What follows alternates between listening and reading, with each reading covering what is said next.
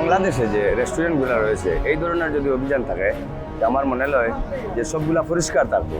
মনে করেন ফ্রিজের ভিতরে আছে অনেক দিনের আগের মাছ, অনেক দিনের আগের মাংস বা অনেক দিনের আগের পেঁয়াজ রসুন, ওগুলা ব্লেন্ডারে এই সেই করিয়া রাখি দিই তারা। এইগুলা অভিযান যদি চলমান থাকে, আমরা শ্রমিক, আমরা খেটে খাওয়া মানুষ, আমরা ট্রাক চালাই, আর বিভিন্ন সময় ক্লান্ত ইয়া খাবার বই, আর যদি এই খাবারগুলা যদি মানে আগের খাবারগুলা যদি আমরা খাই, যে আমরা অটোমেটিক আমাদের স্বাস্থ্যর অবনতি হইব। Breaking news, Angela Cook Circle. ভালো পরিবেশ চাই, আমরা বাচ্চা কাচ্চা নিয়ে আসি, আমরা পরিবার নিয়ে আসি, জানি যে শ্রমিক রেস্টুরেন্ট ভালো, তো আমরা তো আর ভিতরে ঢুকছি না কোনো দিন, এবং কি কোনো কাস্টমারও ঢুকার পারমিশন নাই, এবং কি আমরা ভালো জানি, ভালো খাই। আমি বাঙ্গারি স্ক্র্যাপ গাড়ি লোড দিই, ডিস্ট্রিক্ট লোড দিই, তো মনে করেন আমরা লেবার নিয়ে প্রতিদিনই খাই। তো আশা করি খানা দানা খারাপ হয় না, ভালো হয়েও, কিন্তু ভিতরের বিষয়টা আমরা বলতে পারবো না। পরিবেশটা ভালো থাকতে হবে, এবং এইটা যেরকম বাজা হয়েছে এটা আরও অরিজিনাল তেল দিয়ে বাজলে ভালো হয়। এটা তো মফিলের মতো রয়েছে, আমার মফিল ডাইরেক্ট মফিল হয়েছে, গেলে এখন মফিল হয়ে গেছে, কারণ ভিতরে পরিবেশটা ভালো না। এখানে যেখানে বই কাজ করা হয় তাহলে এখানে টাইলসও না, টাইলস লাগায় সুন্দর করে পরিবেশ করিয়া সুন্দর কাজ করা হয়, তাহলে এটা সুন্দর মানুষের পরিবেশও ভালো লাগে। এখান থেকে তো আমরা নিয়ে খাই, কিন্তু এটা ঠিক না, এটা ঠিক করা হয়েছে না। অবশ্যই তো আপনারা এটা দেখবেন। অবশ্যই আমরা এটা দেখতে চাই যে কিভাবে তৈরি হচ্ছে, ভালো মানে তৈরি হচ্ছে কিনা।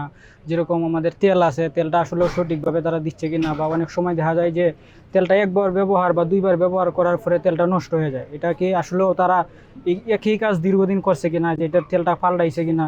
তেলটা যদি তারা পাল্টায় ব্যবহার করে তাহলে অবশ্যই খাবারের মানও ভালো হবে।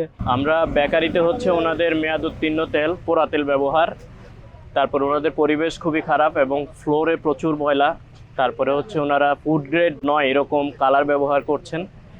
এছাড়া ওনারা যে সকল খাদ্যপণ্য উৎপাদন করছেন সেগুলোতে কোনো প্রকার লেবেলিং নেই, ফলে লেবেলিং না থাকার কারণে এই খাবার কোথায় উৎপাদন হচ্ছে কিংবা এটি কত তারিখে উৎপাদন হয়েছে, এটির মেয়াদ উত্তীর্ণ কবে, এটা জানার কোনো সুযোগ নেই, যেটি আইনত একেবারেই অবৈধ। এছাড়াও আমরা ওনাদের এখানে বেশ কিছু ময়লা আবর্জনা পেয়েছি, যেগুলো হচ্ছে আপনার রাখার কথা না, কিন্তু ওনারা হচ্ছে যেখানে খাদ্যপণ্য উৎপাদন হচ্ছে সেখানেই কিন্তু এই ধরনের জিনিস রেখেছেন। এবং ওনাদের যে খাবার উৎপাদনের যে প্রক্রিয়া, সেই খাবার উৎপাদনের প্রক্রিয়াটাও কিন্তু হচ্ছে আপনার অপরিচ্ছন্ন। তো ফলে এই অস্বাস্থ্যকর এবং অপরিচ্ছন্ন পরিবেশ সহ আপনার হচ্ছে সকল বিষয় মিলিয়ে আমরা হচ্ছে ওনাদেরকে 2 লক্ষ টাকা অর্থদণ্ড দিয়েছি। আর যে রেস্টুরেন্টে আমরা গিয়েছি সেই রেস্টুরেন্টেও আপনার হচ্ছে ময়লা এবং হচ্ছে অস্বাস্থ্যকর পরিবেশে খাদ্য আপনার ফ্রিজে রাখা এবং হচ্ছে আপনার উৎপাদন করা, এবং হচ্ছে ওনাদের সার্বিক যে পরিবেশ সেই পরিবেশ সন্তোষজনক না হওয়ায় ওনাদেরকে হচ্ছে আমরা 50,000 টাকা অর্থদণ্ড দিয়েছিলাম। স্বাস্থ্য সুরক্ষায় নিরাপদ খাদ্য, এই মোটো নিয়ে নিরাপদ খাদ্য কর্তৃপক্ষ কাজ করে যাচ্ছে।